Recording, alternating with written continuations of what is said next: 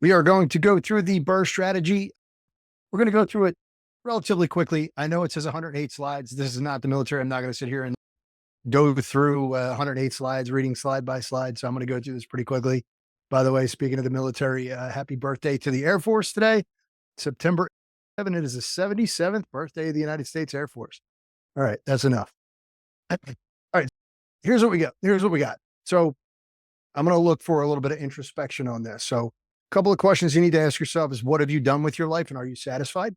Were things that got in your way and prevented you from getting here right now? Who are you here for? What is your reason to be here? And what's going to drive you through the hard times when they come? And then what does financial freedom look like to you? And is that all?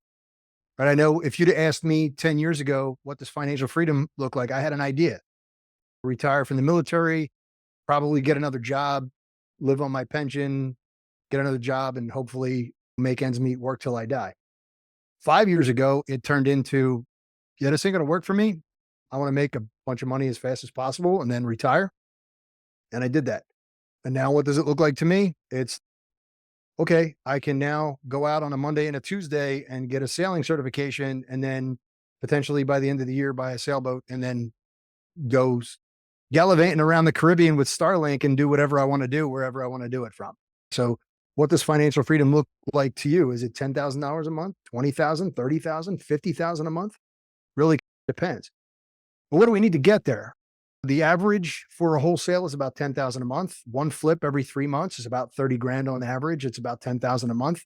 20 rentals with a net cash flow of $500 per month is the same $10,000. So if you're wholesaling, if you're flipping, if you're buying rental properties at $500 a pop, there's your 10K. And then the question is, do I wholesale? Do I flip? Do I buy and hold? Is there a combination of all of them that makes us successful? Which one creates the generational wealth, which we all know you're not going to find $1 billion flipper. It just really doesn't happen. Like Grant Cardone, Tariq El Moussa, even Pace Morby, they're not making their millions by flipping. And it's a really good way to get yourself your foot in the door, but that's not what they're looking at. In this sense, we're looking at the Michael Gerber model, the E-Myth model, which is the entrepreneurial manager and technician positions. Everybody starts out as a technician, then we move into that manager, hopefully, and then we wind up jumping into that entrepreneurial position. But most small businesses fail. And the reason is, like, you can be the best barista on the planet and do the greatest cappuccino art ever, right? But if you don't know how to do payroll, you're going to lose your money if you try to start your own business. The goal here is to prevent that. And what we do is we try to create a franchise model, which is part of the program, which is step 4, which is optimize and scale, so that anybody can take the reins and then your chance of success increases exponentially. The key is to not work in your business, is to work on your business and have everybody else work in your business. Abraham Lincoln said that if he was given 4 hours to cut down a tree, he'd spend 3 hours sharpening his axe. So why do 80% of the businesses fail? The majority of the reason is because you can't get out of your own way. You're the single point of failure. You're the technician, or even at the managerial level. In my 35 years of the military, here's what I learned. Don't develop employees, develop professionals. If you train your people, don't worry about the mission, worry about the people, and the people will worry about the mission for you. So you don't have to worry about that, right? That's one less thing you got to deal with. So, and when they're ready to be on their own, let them be creative. Don't give them, do it this way. Give them the opportunity to do it. Just say, hey, I need this done. And it's amazing what things can happen. Elon Musk couldn't get people to build a rocket because they were, seasoned engineers who said, no, this is impossible. You can't do that. It defies physics. So he went out and he got some students and they actually did it. They did the things that those other engineers said they couldn't do. And now he's got rockets landing on pads after ignition, where all those other guys were going, no, it's going to burn up in the atmosphere. No, apparently not. So you can be that technician. It's not what you need to run a business. It's not the same thing. So have a plan from the start. Ray Kroc started a turnkey revolution in the 1950s with McDonald's. It's how they made money. So what does McDonald's sell overall? You'd be surprised. It's not hamburgers. I know there's a few of us on. I'm not going to really put this to the test here, but it's real estate. McDonald's makes their money on franchise fees and rental from their franchisees. So If you buy a burger, Chris Krapinski, who's the current CEO, right? It's not, he's not selling you a hamburger, right? The franchisee is 1.2 or $1 to $2.5 million initial investment, $45,000 net franchise fee, a minimum of $500,000 in net liquid assets. And some sites, depending on where you are, is required to have at least $4 million in the bank. So what's the model that you're going to use, right? In our case, here's what we're looking for. The way I tell my students, my friends, and anybody who's going to listen to me is that our progression is like a pyramid. You can skip around, but it basically comes down to how much can you market, how much can you work, and how much can you raise capital, and how much time you have. So I love when people say, I really don't have a lot of time. Okay, great. I was working a 24/7, 365 contingency operation with 100 and something people underneath of me, 62 people running a 24/7 operation in our RPA unit. So when they say that to me, I'm like, find time, dude. You had the same 24 hours that I had. I had the same 24 hours that Bill Gates had. Bill Gates has the same 24 hours that Oprah had. Figure it out. So you're prospecting and working every hour as much as possible. I was leaving the skiff, walking into my office, picking up my cell phone, walking out to my car on the phone as I was walking out, making phone calls on the hour drive that I had going home, working 4 hours at the end of the day, going to sleep, waking up, hitting the gym, rinse, cycle, repeat day after day. So you can take your income, you can buy flips, you can cherry pick leads. If you're starting out as a wholesaler, cherry pick your leads, create opportunities in the middle of the period to generate the pyramid to generate those higher levels of income and drive yourself into buy and hold opportunities. You can jump into turnkey properties. If you're starting out with a W-2 job and you have a good amount of cash, jump right up into the tip of the pyramid and get yourself a couple of turnkey properties. But the planning process and implementation for this model doesn't stop. It's constantly evolving. And then again, going to the top of that pyramid, you generate income through your wholesaling, through your flips, through your BRRRR properties, and you purchased enough assets that your income is taken on a life of its own. And then you're able to just walk out and go, hey, here's a check.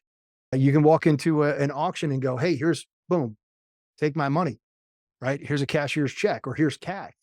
Or just pick up a Zillow listing and go, yeah, it's 225,000. Does it meet the 1% rule? Who cares? I'm buying it for 225,000. I'm going to charge $1,000 rent.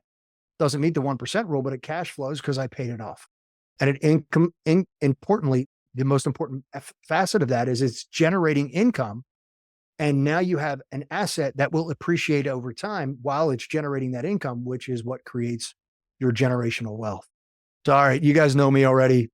I'm a 13-year police officer, 35-year military officer, Cinnamints in New Jersey, former mayor of Cinnamints in New Jersey, long distance and local BRRRR investor. I've got multiple degrees. I didn't know shit about money, to be honest, even after all that stuff. 49 years old, read Rich Dad, Poor Dad, and it changed my life. So since 2019, I've been a BRRRR and a HELOC and an infinite banking advocate. All right. Not going to go into questions right now. We'll go through this pretty quickly and then we'll jump into the questions at the back end. Yeah. BRRRR, it's buy, rehab, rent, refinance, repeat, purchase a property, fix it up, get a tenant, pull your money back out, and then do it again. That's simply put. The reason that I like BRRRR, the reason that I gravitate towards it is simple. You can grow quickly. You don't have to have a lot of cash flow. It'll generate cash flow. You can use multiple contractors on multiple projects and turn them in quick succession. A lot of lenders have a seasoning period of 90 days before you can take the loan, and the building has to be occupied. But if you're in an interest-only loan, oh, by the way, as of today, September 18th, half a point. Thanks, Fed. But the problem with that is property values are probably going to jump. So just keep that on the back burner. The fastest way of making money is understanding this is a marathon and not a sprint, but you've got 27 and a half years of depreciation and income. And I'll go over the 4 profit centers in a moment, which is your real return. You can house hack, you can FHA loan it, you can do VA loans. This is enlisted to entrepreneur. Even if you're a civilian, you can hit those FHA loans and house hack, or if you're not, you can jump into a VA loan and definitely deal with that. Buy a duplex, triplex, or quad and get yourself 100% financed, move out in a year, then refinance the property and repeat the process, get your VA back. Or if you move duty station to duty station, do the same thing, or move out, rent it out, keep your VA loan there, get earn 3.5% down on your next property, throw that down and use an FHA loan on that one, rinse, cycle, repeat the first one, then piggyback and jump back on those. You can do that. It creates opportunities because you're gaining assets, you're using tax-free money, you're using equity to increase your portfolio over time, and it creates efficiency so you can develop economies of scale. The more projects you do, the less your materials are going to cost. Believe it or not, you're bulk buying. And when we do that, here's a key, arbitrage.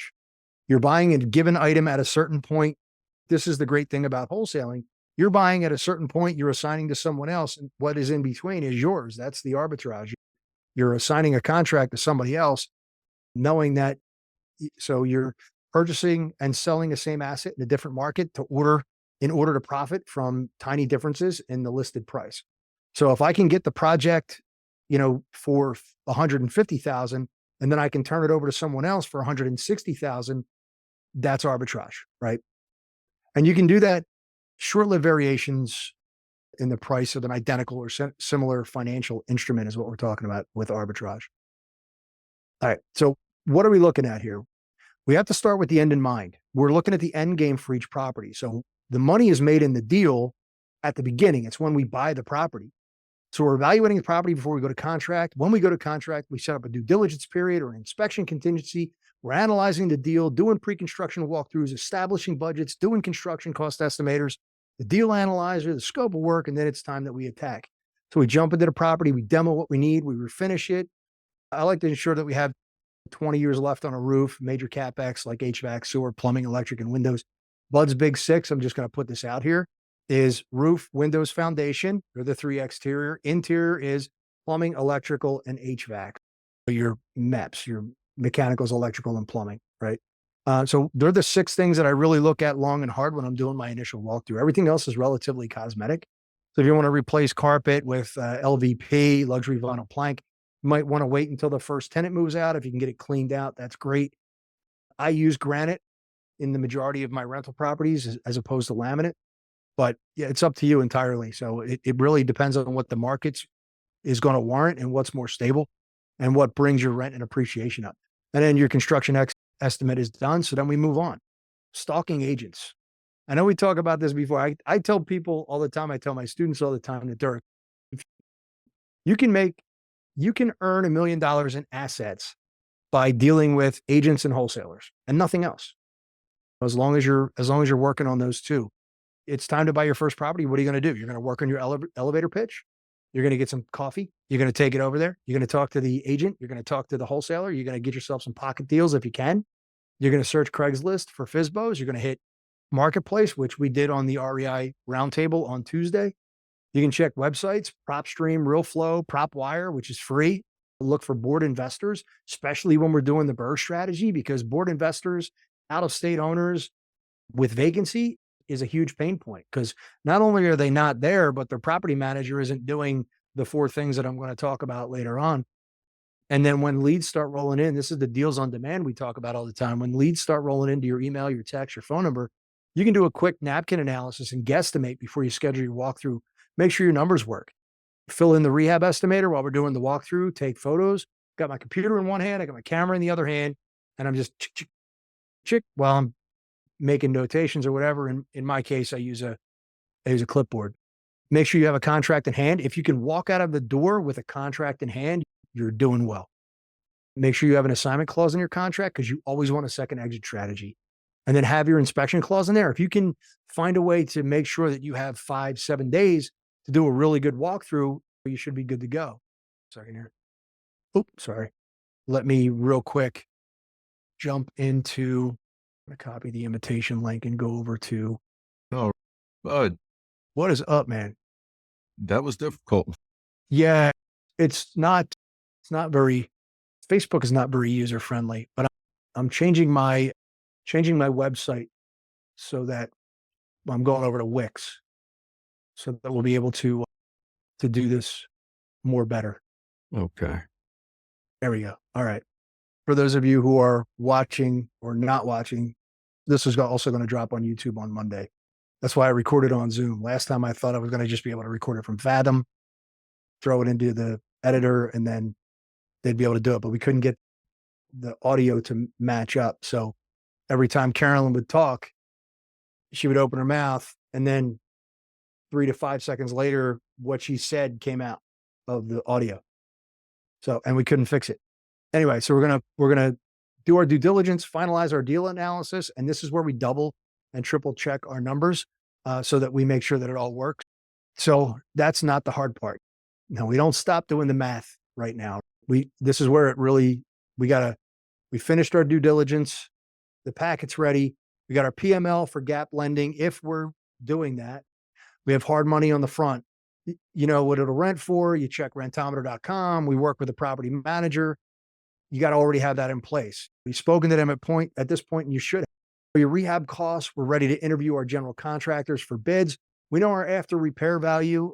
We've had a GC, at least one, tour the property. And I'll talk about that in a second because we don't want to oversaturate our general contractors. So I've spoken to a property manager in case we intend, we got those rent estimates. And if we don't, we can use them for that. We've had our realtor buddy give us a CMA, which is a comparative market analysis, just in case we can't wholesale it and we've run out of capital and we're flipped it. We got it up to a certain point. Now we can't do anything with it. We've run out of capital. We can flip it.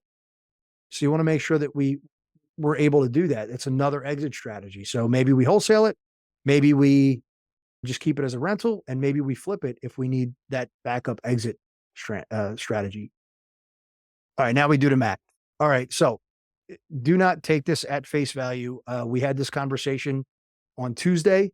I've got one person saying, oh, I use 80%. I got another person saying, oh, I take 12% off the after repair value and then take my rehab estimate off of that. And I got the 70% rule, because when it comes down to it, you're going to lose deals at 70%.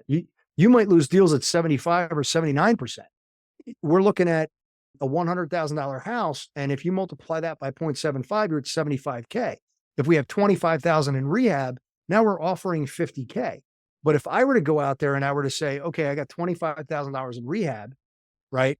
I don't need to make any profit. So instead of $100,000, I'm going to offer $75,000.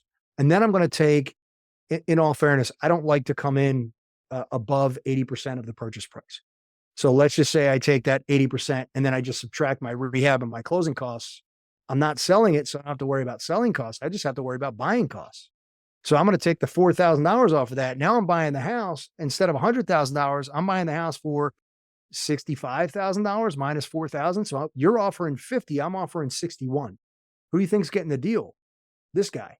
I refinance it. Maybe it cost me $1,000 or $2,000 for the closing costs on the refi. And now I'm all in for 81%. Maybe I leave a couple of $1,000 in the deal. Do I care? No, because I'm going to make $500 a month on that property from now on. And in 5 years, I'm going to refinance that property. I'm going to pull out whatever appreciation that we're going to get out of it. So your MAO using the 75% rule is only 50K, but you can be higher than that. So make sure you get your numbers in order. This is a really good napkin analysis only. I know that my MAO is going to be somewhere above 50,000. Let me do the math. So then we're going to interview our contractors. We're going to do our pre-construction meeting. We're going to get our 6 documents in order: independent contractor agreement, scope of work, indemnification, which is your insurance agreement showing that they have insurance and you are named on it. Your payment schedule, which is going to be how they are going to get paid over the course of work. The W-9, which is required because you are going to pay them never under the table. Because if you get caught, they will fine you and penalize you. Never pay under the table. Your contractors get paid above board always. And then your final and unconditional waiver of lien, which, depending on the lender, they may request at the end of each pay period. So for example, you do demo first and you give your contractors $5,000 or $3,000 or whatever it might be. And they're going to want a final and unconditional waiver of, or not a final, but a waiver of lien for that particular, it's a conditional waiver of lien for that particular draw schedule. You provide that to them along with the scope of work and the percentages that you've completed, and they pay you, hopefully. Zach, sometimes they pay you. You ask for 25, they give you 15. So we've done that. We've used our 6 critical documents, our scope of work, make sure the contractor's on board. We have the project and draw schedule ready. And then we have our template ready. And then we hit them up with, okay, this is our rehab estimate. What are you saying? This is what I'm saying. This is Flipper Force, by the way, which I would highly recommend. If you're watching this on YouTube, that'll be linked in the description below. We've done all that. And now we're getting ready to pull here. We've got to get our scope of work in order. 7 minutes. So our scope of work, Flipper Force will develop that for you. So in this particular case, I'm just showing you an example. Our general notes is contingency 10% material tax, because I'm in the state of New Jersey, the United Soviet Socialist state of New Jersey. So my material tax is going to be about 70% or more, sometimes 8, depending on the stuff. All right, we're looking at decks and porches. So secure current decking, rip and replace as required for structural. This is an actual scope of work, by the way, guys. This is for one of my multifamilies. We're renovating 2 apartments, apartment 2L and apartment 3R, which you'll see on the left-hand side, 2L kitchen, 3R kitchen, 2L bathroom, 3R bathroom. And you can break your scope of work down like that. In this case, the decks and porches, this is my fire escape. So wood materials to be pressure treated, wood decking materials, baluster materials to be pressure treated, wood materials, power wash and stain the new decking material, final cleaning, clean up all scrap number and screws from the project site, right? As simple as possible. There we go. All right. This is a scope of work. The lender may give you their own scope of work to be filled out, depending on what you're looking at. They are not going to accept the verbiage. They want numbers assigned to it. In this case, I have this one, which is set up. Not only is it a scope of work in their particular order, but it's also the pay schedule as they request. This is the one that I submit. Sometimes, depending on the lender, they don't accept this. Ground floor lending, they have their own. As Zach will attest, it's a little bit more confusing than this. It's not as easy. And then they will come out and ask you for, I'm not kidding you, like 50% of a wall. You knock down a wall, it's a $1,500 to $2,000 repair, and they give you 50% of it. Show me where 50% of the wall is remaining. So you got to be on the same page with your lender. So it's all before we go to closing. The more information you have, the better off you're going to be. And the outcome is created, it's by the process, not just numbers. So make sure that you're in order. This is where a lot of people get stuck. Beginners tend to ask too many contractors to provide bids on a property and they don't have under contract. So if you're walking the property with 3 different contractors over the course of 1 week, don't do that too often. Make sure that you had your vetted contractors walking through these projects. Leave it to 1 or 2. The more projects, the more contractors that you have, the same guy doesn't get a contract like 3 or 4 times in a row. He might get a little pissed and never come back again. And he might be a quality contract. So just make sure that you're spreading the wealth out there. You want to make sure that if you end up losing the contract, they're going to stop working for free really quick. I'd highly suggest that you either take them out to lunch or provide them with an amount of money to make it worth their time. Make sure that they're providing bids on properties that are already under contract is another point to this, right? Your due diligence period is your friend. Use it for inspection. Hey, I'm going under contract with you for this amount of money pending inspection for information purposes only, unless a material defect is located or major defect is located.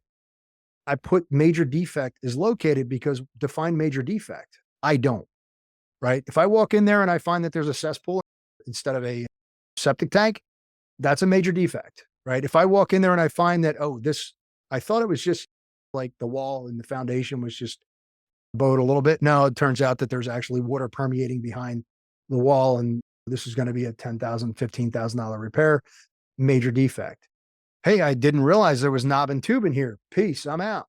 Major defect.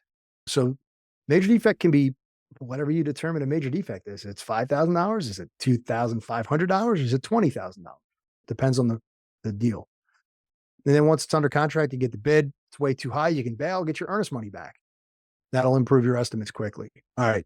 This is rentometer.com. Not going to go too much into this, but know what your comps are in the area. Be very familiar with, be a subject matter expert in your area. The most common problem that people have with refinance is they buy a property and then find out that they don't have an ARV that they thought they had. So now they got to come up with money out of pocket. So just keep that in mind. Using a conventional loan, and I talk about this in the Rental Property Academy, which is the video series linked to this. It's conventional loans are great, especially like after today, where it goes down a half a point. Now you're at a 6.5 or a 5.5, maybe a 6 on your interest rate, because you actually got this personally, and that's terrific. If it's your first or second deal, that's great. But keep in mind that you're going to quit claim that. Depending on the company, they could enact the due on sale clause if you quit claim it over to an LLC. A lot of places don't, but some places do. It's like a 99.999% chance they're not going to, but you don't want to be that 1,000th% because then you've got to figure it out, right?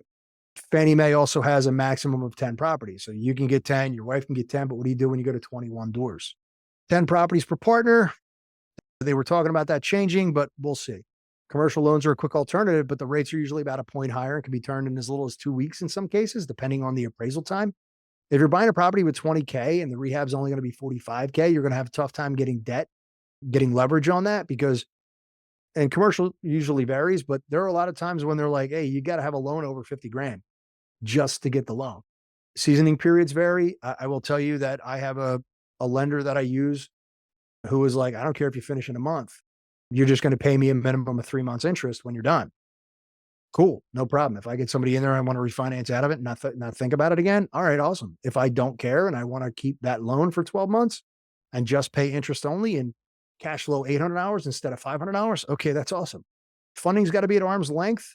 And it's the equivalent of using OPM to buy and close. Here's the thing, the difficulties with BRRRR. Private money, I'm saying private money is its second best. I'm going to caveat that. Okay. Only because the only reason I'm saying that is because hard money is easier to get. But once you get into the art of raising private capital, use it for everything. Using hard money up front and then gap funding with private money is great. You've just got to make sure that your hard money lender doesn't care, right? Or you've got to put them on your operating agreement as a percentage holder, and then you got to jump through the sticky wickets. Then you got to build your team, and that all comes through networking. And then finally, you got to find those deals and keep them coming in. All right, at this point, we're going to execute. Anybody have any questions so far? I know I'm going through this quickly with intent. We're already at 9:38. All right, so we're going to go through the one house portfolio. I'm going to hit this really quickly. So without wisdom, gold is quickly lost by those who have it, but with wisdom, gold can be secured by those who have it not. That's from The Richest Man in Babylon, which is like a 5,000-year-old manuscript. So why one house? I'm going to break this down to the lowest possible level. Two biggest expenses is education and healthcare. So we're going to create the avatar here. It's $100,000 per house, 25% down with a net cash flow of $300. That's the numbers that we're looking at right now. You can drop it in the chat or you can say it out loud. Time is what? Time is what? Come on up mute. Just shout it out there. Karen, what do you got? Money. Time is. Everybody says that. And you're not wrong. Time is money, right? I can put a value on my time. I can put an hourly rate to my time. But when it comes down to it, it's everything. It is a commodity that you can sell, but you can never buy back. So when I look at time, I don't just look at it anymore. Okay. There was a time in my life when I looked at it as though it was an hourly rate. So yes, I always thought that time was money. It was honestly JP Kilduff who brought it to my attention that, dude, you're thinking about this two-dimensionally. And you got to think about this a little bit more three-dimensionally. What is your family time worth? It's not just, hey, how much am I going to get paid on Monday from 9 a.m. to 5 p.m.? It's what would I trade to not have that 9 to 5 job and spend all that time with my wife? I'll never get that opportunity again, right? If I give that up now for a W-2. W-2s are easy. So if you are taking your first and instead of taking that 300 in net cash flow, putting that in your pocket and using it as discretionary income, let's say you throw it on your mortgage, you've just cut your mortgage by 14 years.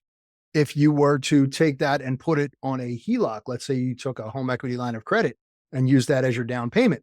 Now you're cutting that HELOC and then you're looking at, I wrote this when home equity lines of credit and the interest rates were down, but let's look at it this way. Your student loan rate is right about 9%, but your home equity line of credit right now is going to be about 6.5% to 7%, and it's interest only. So anything you're paying above and beyond your home equity line of credit is going to be a normal mortgage is going to be at that 15-year mark where you're going to start paying more principal than interest. In this case, with a home equity line of credit, it's not magic, it's math. If you're just taking whatever your net cash flow is paying what you would have been paying on a normal mortgage, do the math. And instead of just paying the interest, you're paying the entirety of what your actual mortgage would have been, plus that $300. You're gonna have your house paid off in 3 to 5 years. It's not magic, it's math. I've run the numbers. If you go to, let's see, what's it called? Replaceyourmortgage.com, I believe, right? And if you go to the Bud Evans Launchpad, it's in there. The HELOC program that I use. Or you can sell your property and support long-term health care for yourself as you get older, or so your kids don't have to worry about your burden. Or you can gift it. If you live a long and healthy life, let the heir take the home equity line of credit and pay the $75K and then recoup their expenses via the rent. All right. So why do I get into real estate? So it's a hard asset because it's an asset you can take money from without selling. Equity is not taxable. It's equity. It's not income. You can leverage the control of the asset for 20% or more of the value. It's got a high yield. I will tell you that my cash on cash returns are greater than 10%. My leverage puts it at above 8 to 15%. It's non-recourse. There are tax benefits assigned to it, right? Lost that. Okay. So tax benefits, depreciation. You deduct your interest payments off your taxes. Your improvements and expenses are tax deductible. Your equity and appreciation is the cherry on top. It's a big potential cherry, and you can 1031 exchange that in perpetuity. You can never pay taxes on a rental property if you do it right. What are the risk factors? Hello. Did it just freeze? There we go. There are some risks with owning real estate. One is you don't cash flow. Another one is rates go up. You have don't use an ARM, but if you have an ARM on your property, adjustable rate mortgage, you could find yourself upside down. The value of the property, a la 2008 to 2012, could tank, and now you're stuck. Make sure that you're looking at your mortgages before you buy these things in order to make sure that you're not dealing with that. So risk factors, in addition to that, there's always risk. So maintenance, CapEx, went through all this stuff. Yeah, biggest killer is bad property management. And then tenants. When I look at property management, I'm going to go to the 4 pillars of property management that I look at, but believe it or not, bad property management is the biggest killer of a good rental property. It's not contractors, because you can screw up with a contractor and then still, even though you're upside down at the start, over the course of time, you'll recoup that. Bad property management can bankrupt your company in a year. And I'm not kidding. I'm not making that up. Bad property management, let's say you get to 10 doors and all of a sudden your property manager goes, we're going to raise the rents across the board by 10%. And all of your tenants move out. Now you've got to pay for the turn. Now you've got to pay for your mortgage anyway. You've got to pay your interest, your taxes, your insurance. All of those bills, if you don't have a nest egg, you're in trouble. So we feed the pig, your passive income goals.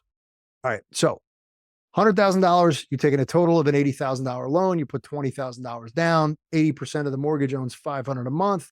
20 homes, you're making $10,000. You're paid off. If you've paid off your homes, you need 10. You don't need 20. Averages, right? We're just using averages here. And you're looking at that $10,000 per month. And I'm using round numbers to make this easy, but keep in mind that I've made bids to the penny. No kidding. I've actually made a bid of $57,241.11 with an attached rehab estimate. And I won the bid because they realized that I had done the work, and I would highly recommend that you build a maintenance, vacancy, and capital expense account.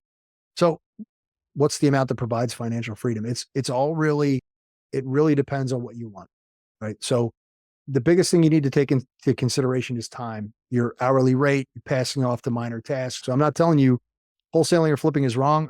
In fact, I'm saying absolutely do that if that's what you want to do to raise capital, and then scale it out. I have a lot of friends that have done that, and you can have others help you and do it for you. It works. And that's how you create that path to generational wealth through passive income. So look, I'll be honest with you. Like, you can design your own lifestyle. You want to go hiking in the Alps. You want to hang out on a beach in Croatia. I'm going to do the Caribbean. You want to ski or snowboard in Utah. You can't do that while you're flipping homes, man. It's just hyperactive, right? So where your determination exists, you can find a way. I'm going to press. Evaluating deals, guys, I'm going to recommend you use Flipper Force to find your objectives, find your number. What's the most important? Cash flow, growth, stability, predictability, time, money now versus money in the future. How much time you had? I had 2 years. I wanted to retire in 5. I did it in 3. don't buy for appreciation. If you're looking, you can. There are people who do it if you have cash flow. If you don't have a W-2, then you want cash flow. Learn your risk tolerance. Are you risk averse? One of my buddies told me that I have, I'll be polite about this. He told me that I had a massive constitution. I'll say that. Massive constitution, because I'm not risk averse at all. I'm very risk tolerant because I've done this a bunch of times. But with risk, you get reward. Every market is different, right? Whether you're in South Jersey, I highly recommend that you go to investor-friendly states, which are generally red. I will tell you that I find that municipalities, even in blue states, are a lot more investor-friendly than tenant-friendly. So I invest in municipalities outside of major cities as opposed to investing in major cities.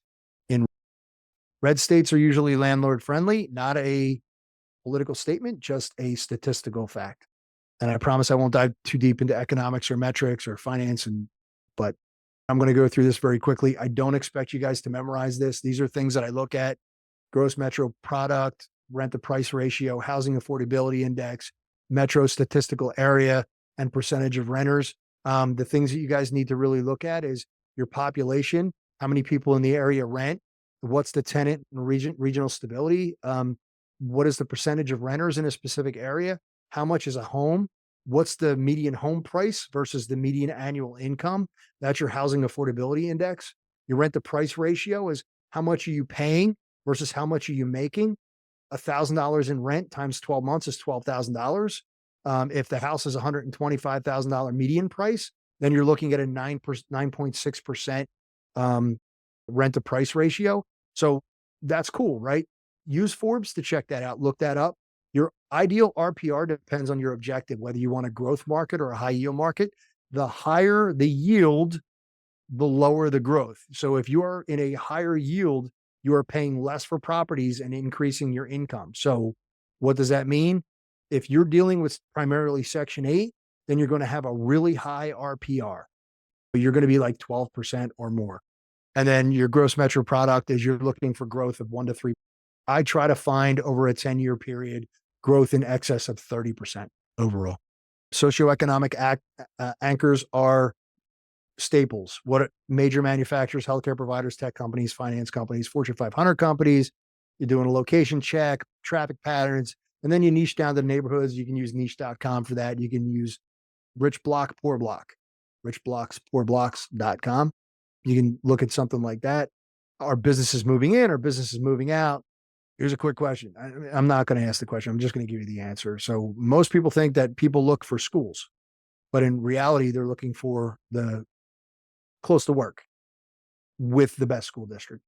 And you can look at traffic heat maps and crime heat maps in order to get all your stuff and make sure that you're looking at. But yeah, but Omnipulse, a survey, was a national polling firm that looked at the United States, and they found in 2019, 1,211 employed people between the ages of 18 and 45 who are either homeowners or renters chose their area. 50% stated that the work location was the main reason that they were living where they do. School was only at 17% overall. Quick example of why I invest in Pittsburgh. This is an example of a market evaluation, and you can look at multi different markets. This was one I did in 2019, which is why I started investing in 2020, when I started investing in Pittsburgh. And that's the reason that I did it. Jacksonville, Dallas, and St. Louis, but I had a team in Pittsburgh, so we started investing there. These are a few things that you can look at. Definitely check those out. I already talked about some of them: niche.com, bestplaces.net, city-data.com, the Census Bureau, bestplaces.net.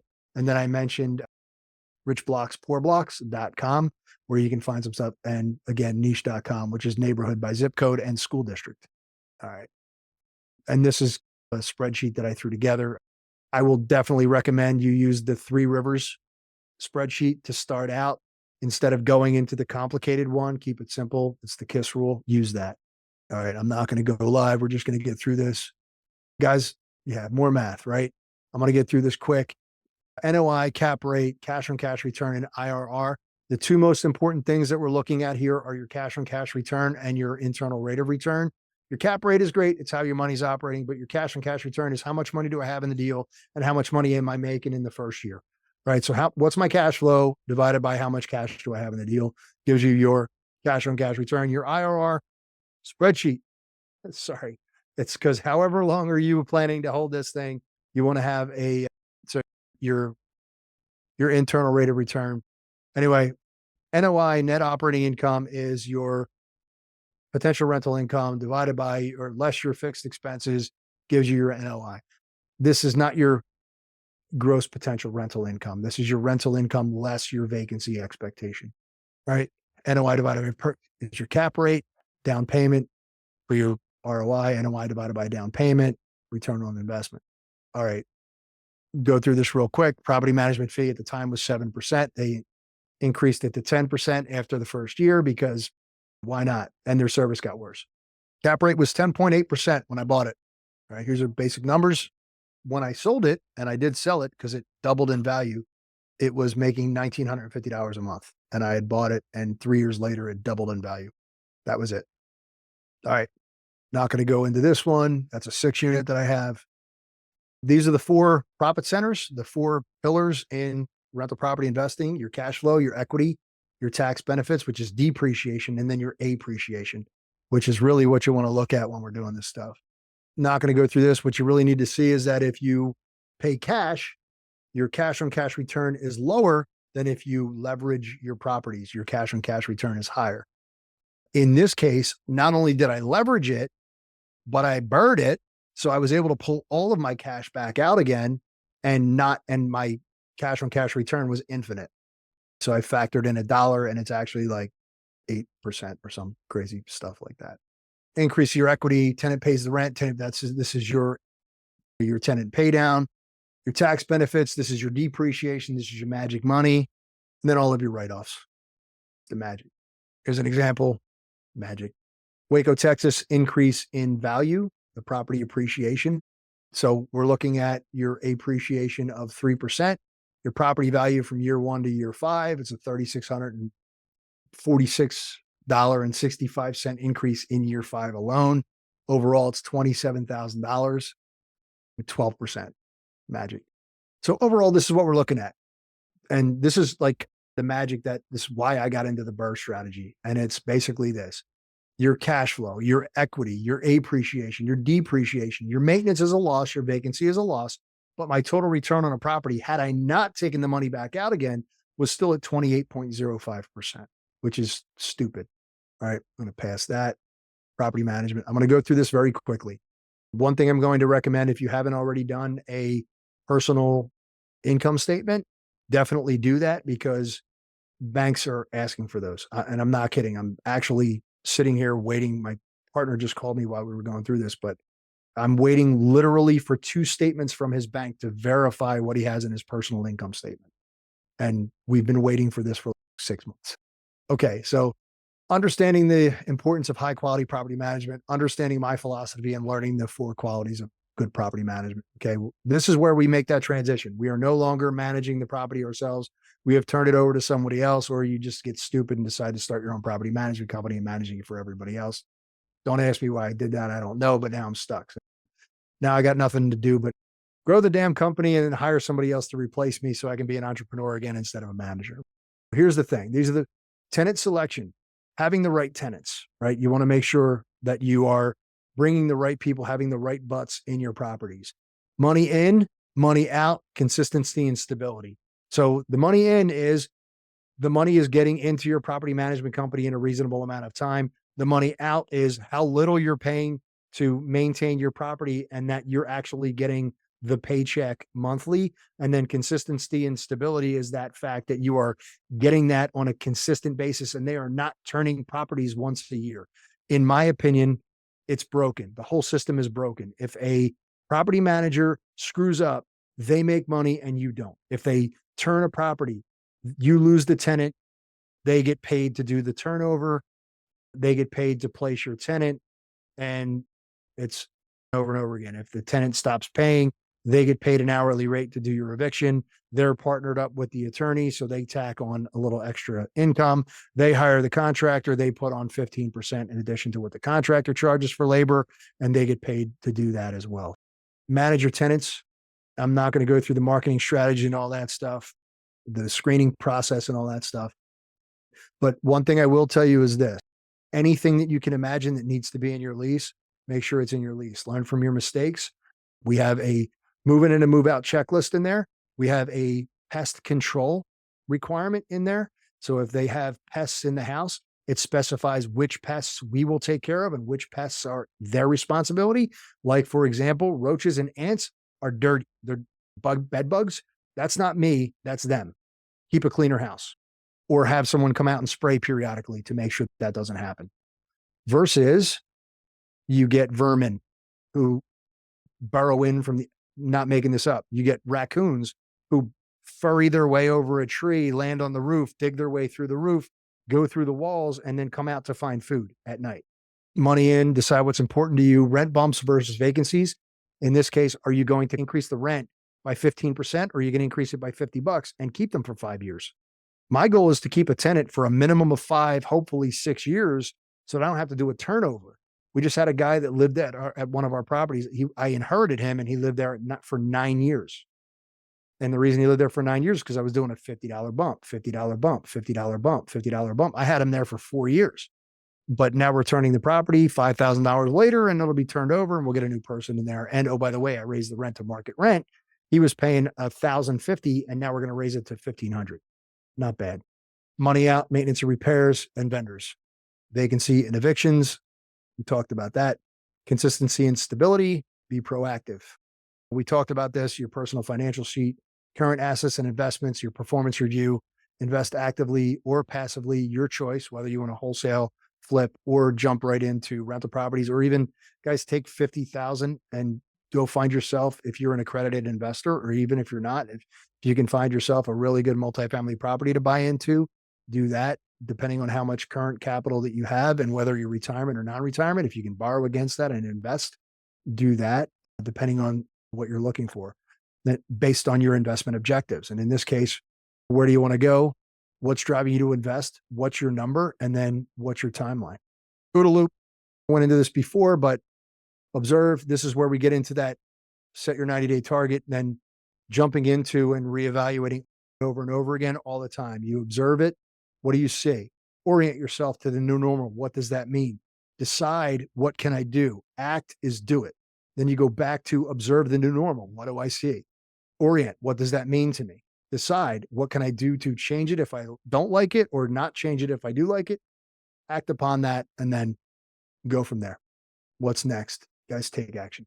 Thanks for watching. We hope you enjoyed it and learned something new today. If you did, please show us some love and smash that like button. Your support means everything to us and helps us reach more people like you who want to aim high in real estate. Don't forget to hit that subscribe button along with the notification bell icon so that you can stay up to date on all of our future content. If you're hungry for more real estate and finance related videos, we've got you covered.